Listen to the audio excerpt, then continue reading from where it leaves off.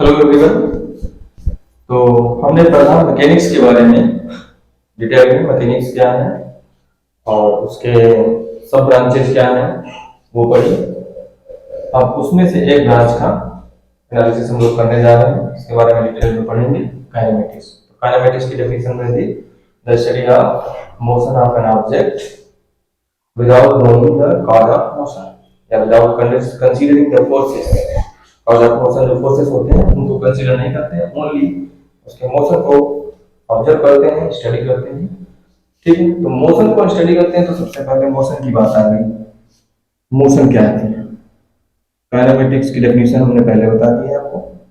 Motion, तो motion की basic definition सभी लोग पढ़ते हैं, वही बेसिक डेफिनेशन है। If position of an object changes with respect to time with respect to its surrounding with passes of time, उसको क्या कहेंगे? The object is said to be in motion. Okay, the object is said to be in motion if its position changes with respect to its surrounding। जहां पर भी वो body surrounding में है, हम यहाँ पर हैं, हमारे सराउंडिंग में बहुत सारी चीजें हैं, तो हम अपनी पोजीशन को ऐसे चेंज कर रहे हैं। तो हम इस विंडो से पहले यहाँ पर थे, अब उस विंडो से इतनी दूरी पर आ गए, तो इस सराउंडिंग के रिस्पेक्ट में हमने अपनी पोजीशन चेंज की, तो हम कहा जाएगा हमें कि मैंने यहाँ से यहाँ तक मोशन किया होगा, ये मोशन हुआ। सिंपल सी डेफिनेशन है, the change in position of an object with respect to time in the universe is defined as motion, the motion of that object. ठीक है, तो मोशन की बेसिक डेफिनेशन यही है। इफ एन ऑब्जेक्ट या object is said to be in motion, ऐसे कह सकते हैं,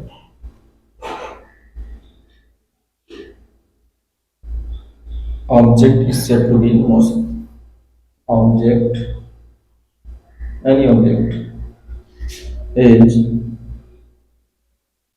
said to be in motion if its position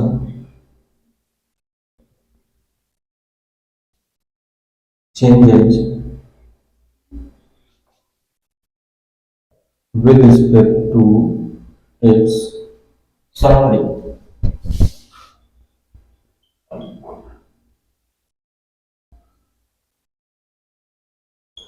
Surrounding with time या with passes of time, time के साथ उसकी पोजीशन चेंज हो उसके सराउंडिंग के रिस्पेक्ट में। ठीक है, या सराउंडिंग नहीं भी लगाओ तो भी डेफिनेशन कंप्लीट है। Object is said to be in motion if its position changes with respect to time. ठीक है, तो ये हमारी बेसिक डेफिनेशन हो गई मोशन की। अब टाइप ऑफ मोशन बहुत सारे होते हैं, मोशन के टाइप क्या है, और वो सारे मोशन अभी एक साथ हम लोग नहीं पढ़ेंगे, और फिजिक्स में ये सारे मोशन हमको पढ़ने हैं, ये मान के चलिए। कौन कौन से मोशन है बेसिकली वो बता देते हैं आपको, और ये सब हमें पढ़ने हैं 11th में। क्या क्या मोशन है? एक मोशन है हमारा जो अभी तक हम लोग खूब पढ़ते आए हैं, ट्रांसलेशनल मोशन।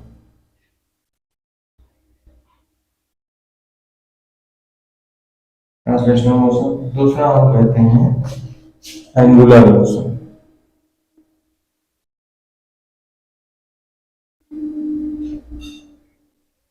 ट्रांसलेशन मोशन से ही, नाम से ही पता चल रहा है ट्रांसलेशन।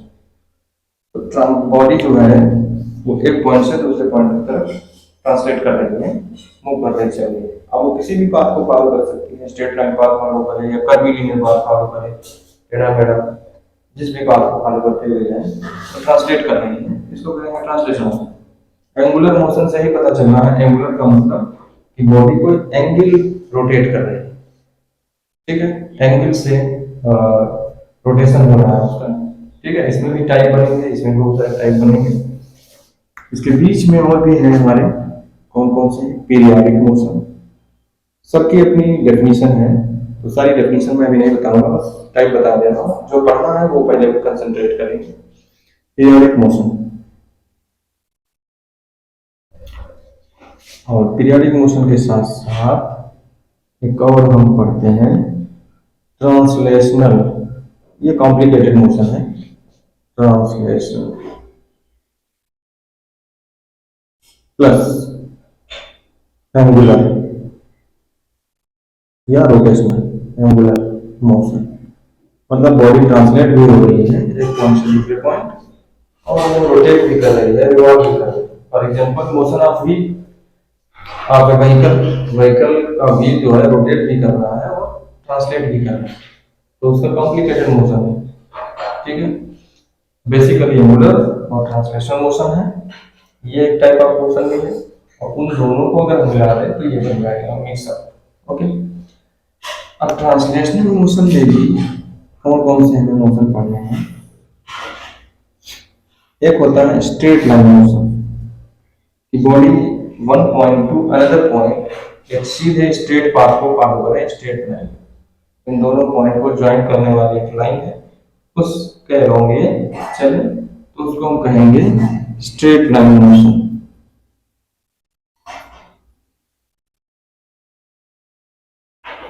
या लीनियर मोशन भी कहेंगे, स्ट्रेट लाइन मोशन। और दूसरा होता है कर्वीलिनियर मोशन,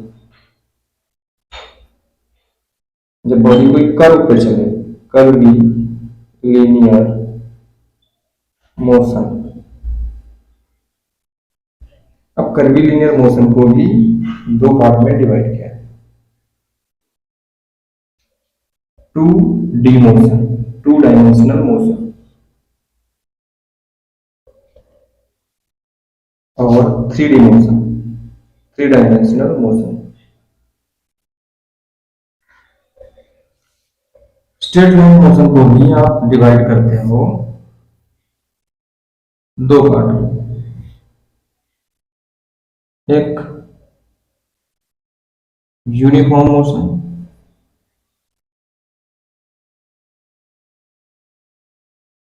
यूनिफॉर्म मोशन, और ये होता है non uniform motion, non uniform motion. अब इसको भी हम डिवाइड करते हैं दो पार्ट में,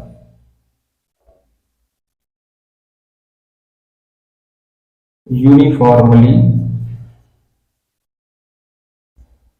एक्सीलरेटेड मोशन,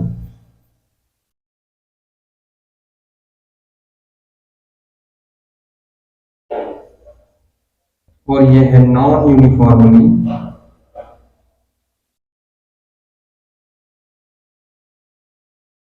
एक्सीलरेटेड मोशन।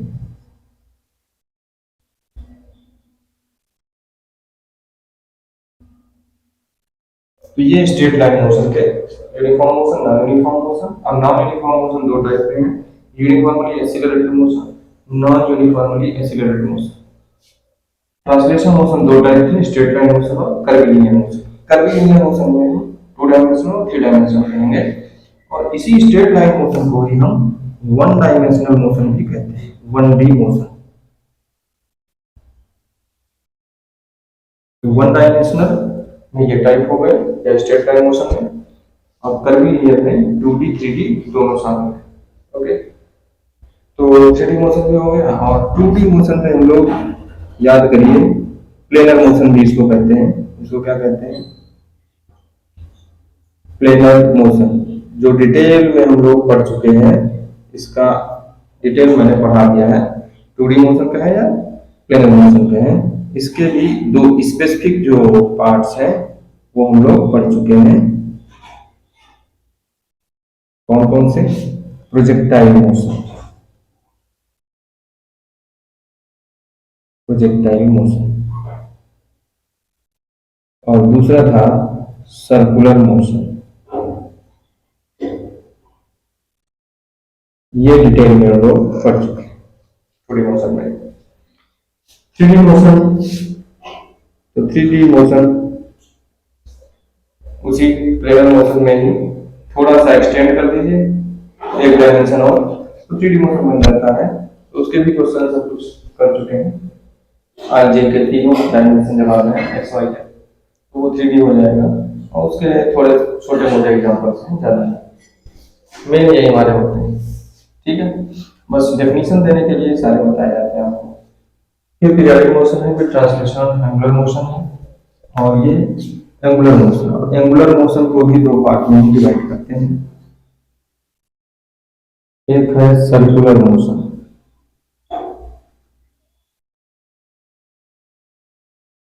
और दूसरा है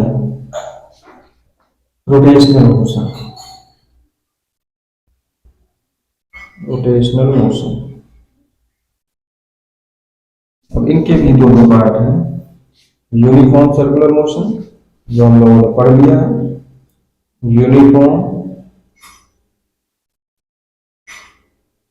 circular motion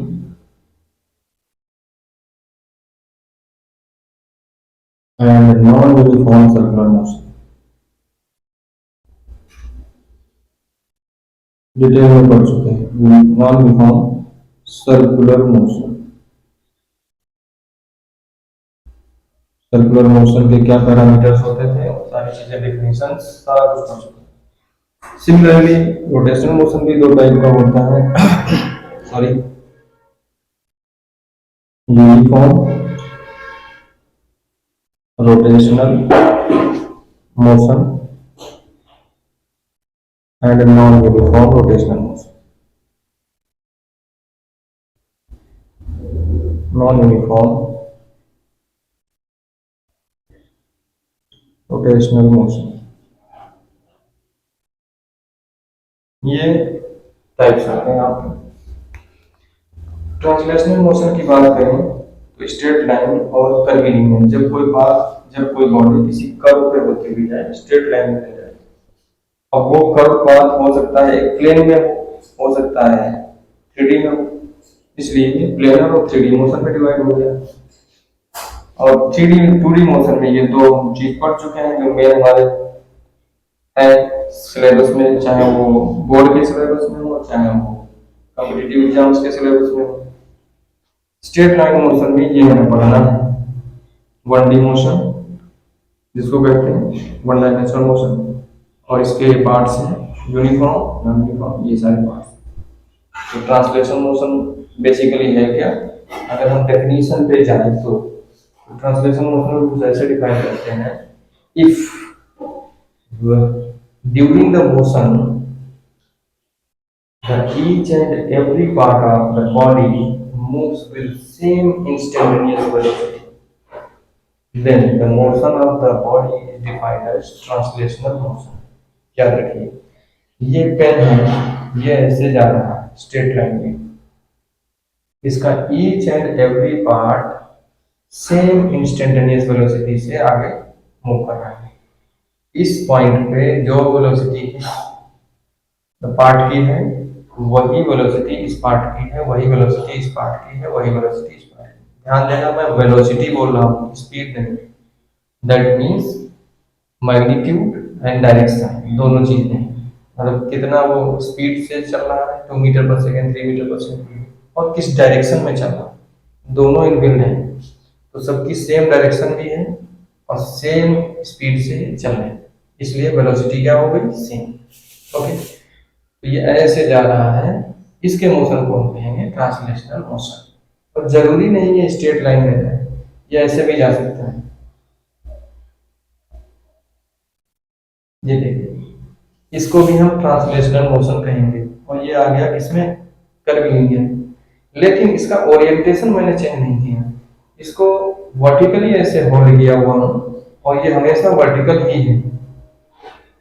each and every point, जहां पर भी जिस समय भी ये पेन है, हर एक पॉइंट पे इसके सारे पार्ट्स का डायरेक्शन ऑफ मोशन और स्पीड दोनों सेम है।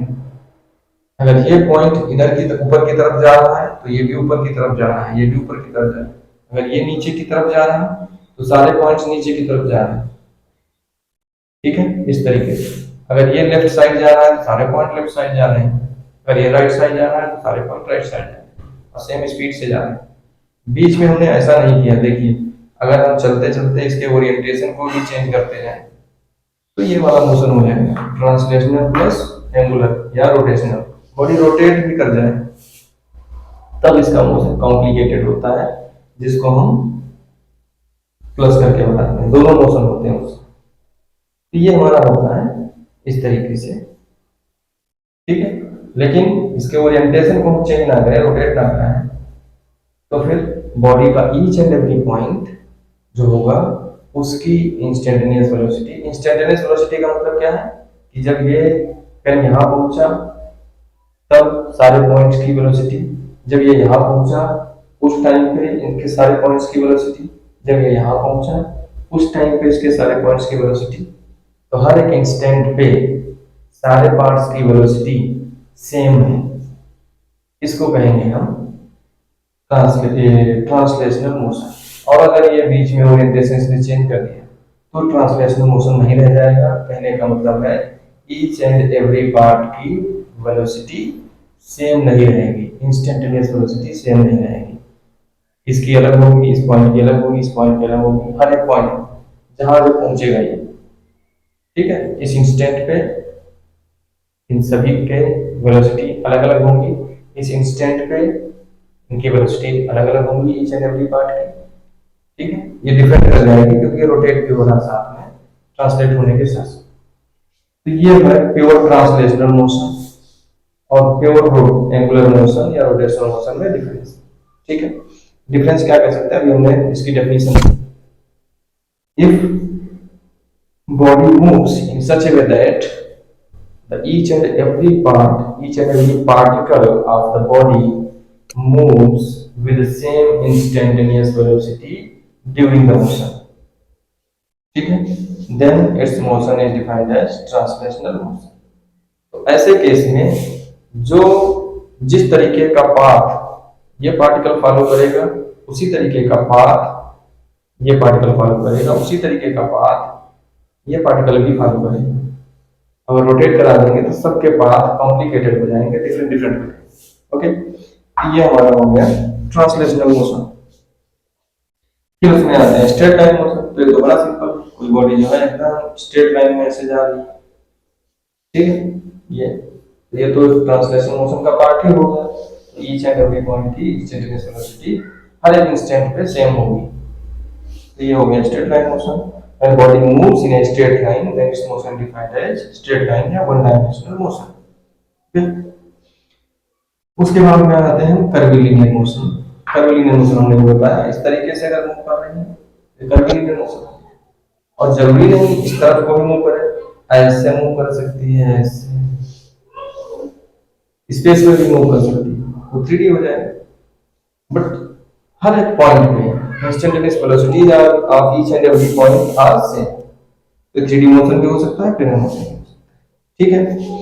तो मोशन को जब भी हम स्टडी करेंगे, हमने प्लेनर मोशन में भी बताया था, फिर से बेसिकली सीख लेते हैं। जब भी मोशन को स्टडी करेंगे, किसी भी टाइप के मोशन को, अभी हम इस मोशन को पढ़ेंगे डिटेल में, इसी मोशन को पढ़ेंगे डिटेल में, ठीक। तो उसमें हमें कुछ पर्टिकुलर रेफरेंस डायरेक्शंस और कुछ पर्टिकुलर रेफरेंस पॉइंट एज्यूम करने पड़ते हैं, माना। क्योंकि कोई भी बॉडी अगर मूव कर रही है तो उसकी पोजीशन बताना, उसकी वेलोसिटी बताना, उसका स्पीड बताना, उसका एक्सीलरेशन बताना। तो सबसे पहला क्वेश्चन क्रिएट होगा किसके रिस्पेक्ट में, ऑब्जर्वर कौन है, किस पॉइंट को रेफरेंस पॉइंट मान रहे हो आप, ठीक है। ये क्वेश्चन क्रिएट होगा कि किसके रिस्पेक्ट में हम डिस्प्लेसमेंट देख रहे हैं, कहां से डिस्प्लेसमेंट मेजर कर रहे हो। तो that is the reference point, जिसको हम ओरिजिन कहा करेंगे। और किस डायरेक्शन में बॉडी मूव कर रही है, एक ही सिंगल स्ट्रेट लाइन में मूव कर रही है या दो दो डायरेक्शंस कवर कर रही है, एक्स और वाई दोनों, या फिर एक्स वाई जेड तीनों। तो मोशन में हम एक कोऑर्डिनेट सिस्टम यूज करेंगे जिसको हम कार्टेशियन कोऑर्डिनेट सिस्टम कहते हैं।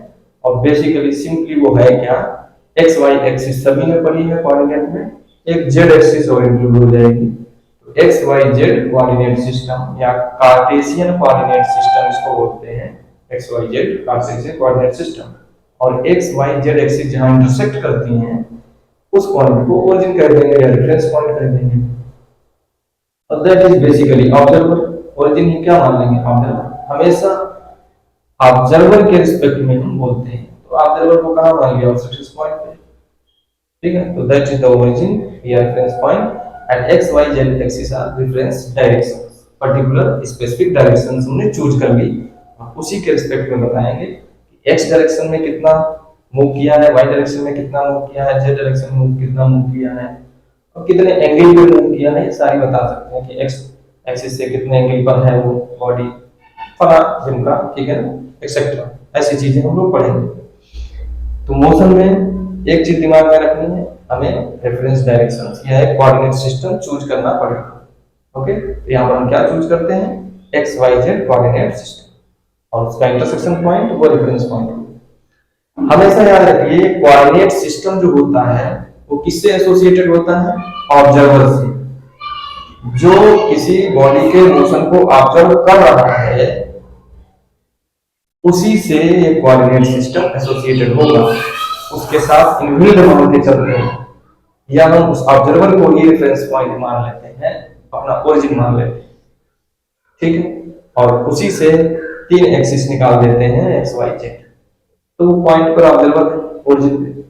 ये कहानी है पूरी, हमें कोऑर्डिनेट सिस्टम कैसे चूज करना है ऑब्जर्वर को ध्यान रखते हुए। ओके जी, अब एक्स वाई जेड तीन पैरामीटर्स हैं हमारे पास। तो अगर बॉडी कुछ ऐसे मूव कर रही है कि केवल एक्स कोऑर्डिनेट ही उसका चेंज हो रहा है टाइम के साथ, वाई और जेड पे कोई इफेक्ट नहीं, तो हम कह देंगे स्ट्रेट लाइन मोशन हो रहा है। और अगर बॉडी कुछ ऐसे मूव कर रही है कि उसका एक्स कोऑर्डिनेट और वाई कोऑर्डिनेट दोनों चेंज हो रहा है टाइम के साथ, तो हम कह देंगे 2D मोशन, प्लेनर मोशन। और अगर बॉडी के तीनों कोऑर्डिनेट्स एक्स वाई जेड, मतलब उस बॉडी की पोजीशन को स्पेसिफाई करने वाले जो कोऑर्डिनेट्स हैं वो एक्स वाई जेड तीन कोऑर्डिनेट्स हैं। जैसे हम ओरिजिन के रिस्पेक्ट में बताना चाहते हैं कि ये बॉडी कहाँ पर है, तो बता दिया 1,2,3 पॉइंट पे है, तो स्पेसिफिक पोजीशन डिसाइड हो गई इस पॉइंट की, इस बॉडी की। अब ये एक्स वाई जेड या 1 2 3 जो है अगर तीनों चेंज हो रहे हैं टाइम के साथ तो वो 3D मोशन हो जाएगा, और दो ही चेंज हो रहे हैं तो 2D मोशन हो जाएगा, ओनली वन चेंज हो रहा है तो स्ट्रेट लाइन मोशन हो जाएगा। इसी बेसिस पे तीन डेफिनेशन दे दी गई हैं, ठीक है, उसमें बहुत सारे लिखी हैं। तो इसमें सिंपल है, if the when the motion of the body is said to be straight line या one dimensional motion if only one coordinate of the three coordinates changes with respect to time, only one of the three coordinates, कौन कौन से coordinates हैं, मान लेते हैं x है, y है और z है, इसकी पोजीशन क्या हो गई x, y, z। अब x ही केवल चेंज हो रहा है या केवल y चेंज हो रहा है, केवल z चेंज हो रहा है, तो हम वन डायमेंशनल मोशन कहेंगे। ओनली वन कोऑर्डिनेट, ठीक है, one of the three coordinates changes with respect to time, then its motion is defined as straight line motion. If only two coordinates changes with respect to time, then motion is defined as 2D motion. If all of the three coordinates changes with respect to time, then motion is defined as 3D motion. तो ये हमारा coordinate system के basis पे तीनों की definition होगी। For example straight line motion, कोई straight road पे कोई कार जा रहा है, या इस पेन को हम छोड़ दें ऐसे तो नीचे की तरफ एक स्ट्रेट लाइन में जाएगा, तो when body falling freely under the gravity then its motion is straight line motion। तो इस तरीके से स्ट्रेट लाइन मोशन होगी। प्लेनर मोशन, कोई भी बॉडी, कोई कार है जो एक जिगजैग पाथ पे जा रही है, कोई स्ट्रेट रोड नहीं है, रोड बीच बीच में टर्न कर रही है, इस तरीके से मूव कर रही है कार टर्निंग रोड्स पे, तो उसका मोशन क्या बोला जाएगा, 2D मोशन। या हम प्रोजेक्टाइल को प्रोजेक्ट कर दिए, किसी चीज को ऐसे किसी एंगल पर फेंक दिए, तो ये इस तरीके से x डायरेक्शन भी कवर करेगा और y डायरेक्शन भी कवर करेगा, तो उसके मोशन को 2D मोशन कहते हैं। 3D मोशन, जैसे कोई काइट है, काइट हम उड़ा रहे हैं, किसी भी तरफ को कहीं भी चली जाती है, या कोई बर्ड उड़ती हुई जा रही है, उसका एक जिगजैग पाथ है, कोई डिसाइडेड नहीं है, तो उसके x y z तीनों कोऑर्डिनेट चेंज होते हैं। जैसे एरोप्लेन है, एरोप्लेन के तीनों कोऑर्डिनेट्स चेंज होते हैं। तो ये हो गया हमारे 3D मोशन के एग्जांपल्स। ये हो गया इसका डिटेल। पीरियोडिक मोशन में क्या होता है, व्हेन बॉडी परफॉर्म्स इस मोशन पीरियडिकली। कहने का मतलब ये है, जब कोई बॉडी एक सेम पाथ पे और एक पर्टिकुलर टाइम इंटरवल में अपने मोशन को रिपीट करें, उसको हम कहेंगे periodic motion. For example, earth revolving around the sun, तो हर 365 दिन के बाद फिर से उसी मोशन को कंप्लीट करती है, फिर लगातार उसी मोशन को वो रिपीट कर रही है, तो उसका टाइम पीरियड कितना हो गया? 365 डेज अप्रोक्सीमेटली, जो भी होता है। या हैंड्स ऑफ क्लॉक, तीनों हैंड्स जो होती है पर्टिकुलर टाइम इंटरवल में कंप्लीट कर लेती है रिवॉल्यूशन, और फिर से वही रिपीट करती है। जब भी कोई body, when a body repeats its path in a particular time interval, then its motion is defined as periodic motion. बार बार उसी पाथ को रिपीट करती है और स्पेसिफिक टाइम इंटरवल में, टाइम इंटरवल फिक्स है, तो हम पीरियडिक मोशन बोलेंगे। इसको डिटेल में पढ़ेंगे, चैप्टर है पूरा। फिर ट्रांसलेशन प्लस रोटेशन, ये तो कॉम्प्लिकेटेड मोशन है, इसका कोई ज्यादा हम लोग यूज नहीं करेंगे। जो हाई क्वेश्चन है उसमें हम देख लेंगे कैसे कैसे, जब ये दोनों डिटेल में पढ़ लेंगे तो उसको हम इसमें कैसे अप्लाई करेंगे तो बाद में समझ लेंगे, जब सेंटर ऑफ मास और ये सारी चीजें पढ़ लेंगे। एंगुलर मोशन में क्या है? एंगुलर मोशन दो टाइप से है, सर्कुलर मोशन और रोटेशनल मोशन। तो सर्कुलर मोशन हम लोग पढ़ चुके हैं, यूनिफॉर्म नॉन यूनिफॉर्म ये दोनों पढ़ चुके हैं। रोटेशनल मोशन पढ़ेंगे, ये पूरा चैप्टर है, इसमें बहुत सारे और पैरामीटर्स पढ़ने हैं। ये भी यूनिफॉर्म नॉन यूनिफॉर्म होता है, बस इन दोनों में डिफरेंस क्या है? ये पार्टिकल कॉन्सेप्ट को डिनोट करता है और ये number of particle, system of particle, या बॉडी एज ए होल, पूरी बॉडी को डिनोट करता है। मतलब एक पूरी होल बॉडी है, जैसे फैन है और फैन रोटेट हो रहा है अपनी एक्सिस के अबाउट, तो पूरी बॉडी एक एक्सिस, एक पॉइंट के अबाउट रोटेट हो रही है, इसको कहेंगे रोटेशनल मोशन।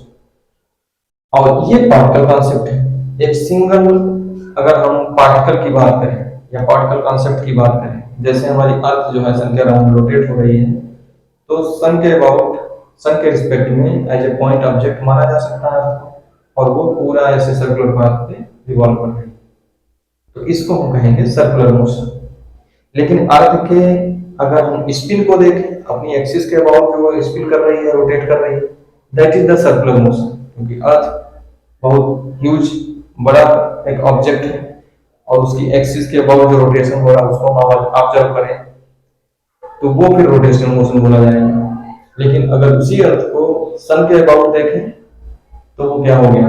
वो हो गया circular motion, a single particle concept. तो जो वो डायमेंशंस कवर कर रहा है वो बहुत ही लंबी डायमेंशंस है with respect to the earth. लेकिन अर्थ के मोशन, स्पिन मोशन को अगर जिसकी वजह से दिन और रात होते हैं, 24 घंटे का पूरा अपनी एक्सिस के अबाउट ये रोटेट कर जाती है, उसको ऑब्जर्व कर रहे हैं, तो उसके जो पैरामीटर्स हैं मोशन के, जो डायमीटर है, जो उसका सर्कमफरेंस है, पूरा रोटेट कर जा रही है, वो उसके साइज के बराबर ही, वो तो बहुत बड़ा नहीं, इसलिए उसके हम क्या कहेंगे? Body as a whole, rotational motion. तो किसी पॉइंट के अबाउट, किसी एक्सिस के अबाउट पूरी बॉडी के डिफरेंट पार्टिकल्स हैं वो मूव कर रहे हैं, तो नंबर ऑफ पार्टिकल्स हो गए, वो रोटेट कर रहे हैं, उसको हम रोटेशनल मोशन कहेंगे। पूरी बॉडी जब रोटेट करेगी, और एक सिंगल पार्टिकल कॉन्सेप्ट अगर ले रहे हैं, पार्टिकल अज्यूम कर रहे हैं, तो फिर हम कहेंगे सर्कुलर मोशन। तो सर्कुलर मोशन और रोटेशनल मोशन में बेसिकली बहुत ही माइन्यूट डिफरेंस है, कोई ज्यादा डिफरेंस नहीं है। हम ये कहें कि अगर कोई बॉडी किसी एक्सिस के अबाउट रोटेट कर रही है, एक लट्टू है, टॉप है या फैन है, तो फैन के ब्लेड पे एक पॉइंट पार्टिकल है, जो मिट्टी का डस्ट पार्टिकल है, वो एक सर्किल पाथ को फॉलो कर रहा है, दूसरा पार्टिकल भी सर्कुलर पाथ को फॉलो कर रहा है, या ब्लेड के ही पॉइंट्स ले लिए गए, तो वो सारे पार्टिकल्स एक सर्कुलर पाथ को फॉलो कर रहे हैं। और सभी पार्टिकल्स को कंबाइंडली अगर हम उनके कंबाइंड इफेक्ट को एनालाइज करें या उसको स्टडी करें तो उसको कहेंगे रोटेशनल मोशन। हर एक each and every particle of the blade of the fan moving on a circular path, और ये इनफाइनाइट पार्टिकल जो सर्कुलर पाथ फॉलो कर रहे हैं, सबकी अपनी अपनी रेडियस है, अपना अपना वेलोसिटी है, उन सभी के इफेक्ट को कंबाइंडली देखा जाए, that is the rotational motion. एक सिंगल पार्टिकल सिस्टम अगर मान के चल रहे हैं, अज्यूम कर रहे हैं, तो हमारा उसको कहेंगे सर्कुलर मोशन। तो ये सर्कुलर मोशन और रोटेशनल मोशन में बेसिक डिफरेंस है। इसमें ये पार्ट हम लोग पढ़ चुके हैं, ये पार्ट पढ़ेंगे, इसमें ये पार्ट पढ़ चुके हैं, ये पार्ट पढ़ेंगे। तो इसको स्टार्ट करेंगे हम लोग नेक्स्ट लेक्चर में, ठीक है, स्ट्रेट लाइन मोशन, और इसके बेसिक कॉन्सेप्ट को बिल्डअप करेंगे। बहुत ध्यान से हम लोग समझना है लोगों को, खासकर 11th और 12th वालों को। अगर 12th वाले भी हैं कुछ तो वो भी ध्यान से समझे इस चीज को, और ये कॉन्सेप्ट जीवन भर काम आएगा। ये जो यहाँ से स्टार्ट हुआ है ये बहुत ही बेसिक है, और ये हर आगे चैप्टर्स जितने भी आप पढ़ोगे हर जगह कहीं ना कहीं 12th में भी प्रिपरेशन में बहुत सबसे ज्यादा यूज होने वाला ये कॉन्सेप्ट है ट्रांसलेशनल मोशन, ठीक है। और ट्रांसलेशनल मोशन में स्पेसिफिक पार्ट कौन सा, ये straight line motion. Straight line motion से ही फिर इसके कॉन्सेप्ट बिल्डअप हुए, तो उससे ही इसके कॉन्सेप्ट बिल्डअप हुए, सबके कॉन्सेप्ट बिल्डअप होते चले गए। ये बहुत ही बेसिक है, इसकी डेफिनेशंस को बहुत गहराई से समझना है, जो भी इसमें डेफिनेशंस होंगे। तो स्ट्रेट लाइन मोशन के हम पैरामीटर्स पहले पढ़ेंगे कि उस मोशन को एनालाइज, उसकी मोशन को एनालिसिस करने के लिए, स्ट्रेट लाइन मोशन की एनालिसिस करने के लिए कौन कौन सी डेफिनेशंस दी गई, कौन कौन से पैरामीटर्स डिफाइन किए गए, वो पढ़ेंगे और डिटेल में अच्छे से उनको याद रखेंगे। तो फिर आगे कोई क्वेश्चन करने में दिक्कत नहीं हो। यही बात मैं थोड़ी देर पहले बोल रहा था आपसे कि स्ट्रेट लाइन मोशन में हम वेक्टर के कॉन्सेप्ट को यूज भी कर सकते हैं और नहीं भी यूज कर सकते, उसमें कोई जरूरत नहीं, क्योंकि ये वन डायमेंशनल मोशन है। केवल प्लस माइनस से ही काम चला देंगे, कोई फर्क नहीं पड़ने वाला है, और बहुत आसान तरीके से ये समझा जा सकता है, कोई वेक्टर की जरूरत नहीं। बट जैसे ही हम इसमें 2D में घुसते हैं तो हमारा काम चलने वाला नहीं है, फिर काम नहीं चलता प्लस माइनस साइन से, तो हमें मजबूरी में वेक्टर का कॉन्सेप्ट डेवलप करना पड़ता है, और उस वेक्टर को पढ़ने के बाद ही ये चीजें समझ में आती हैं। वन डायमेंशन में कोई जरूरत नहीं है वेक्टर्स की। वन डायमेंशनल मोशन या स्ट्रेट लाइन मोशन में सिंपली एक डायरेक्शन को प्लस मार लेंगे, उसके अपोजिट डायरेक्शन को माइनस मार लेंगे, दैट्स ऑल। इससे काम हमारा चलता रहेगा। फिर जब हम 2D पढ़ते हैं तो उससे पहले हमें वेक्टर्स का पूरा वेक्टर को ऐड कैसे करते हैं, सब्ट्रैक्ट कैसे करते हैं, प्रोडक्ट क्या क्या होते हैं वेक्टर्स के, ये सारी चीजें पढ़ते हैं। कैसे उसको रिप्रेजेंट करते हैं, वेक्टर है क्या, उसकी डेफिनेशंस, फलानुता कितने टाइप के होते हैं, ये सारी चीजें हम लोग पढ़ने के बाद ये प्लेनर मोशन पढ़ते हैं। क्योंकि हम पहले पढ़ चुके हैं तो इसको पढ़ने के बाद वेक्टर पढ़ेंगे, फिर भी वो वेक्टर जब कंप्लीट हो जाएगा उसके बाद ये तो हो चुका है, फिर आगे हम लोग इधर आएंगे, ठीक है। इस एंगुलर मोशन से पहले हम लोग वो जो हमारे न्यूटन लॉ ऑफ मोशन वगैरह है, जो भी 11th में है सिलेबस, उसके हिसाब से चलेंगे, ठीक है। जो भी चैप्टर्स इसके बाद आते चले जाएंगे। तो बेसिक ये है हमारा, इसको पढ़ेंगे। उसके बाद वेक्टर का कॉन्सेप्ट, और वेक्टर बहुत जगह यूज होगा, जैसे ये यूज होगा पूरी लाइफ, वैसे वेक्टर भी पूरी लाइफ यूज होगा, चाहे वो मैथमेटिक्स में हो चाहे वो फिजिक्स में, इनसे पीछा छूटने वाला नहीं। ओके, फिर नेक्स्ट लेक्चर में हम लोग ये करते हैं स्ट्रेट लाइन मोशन के पैरामीटर्स। Okay, thank you.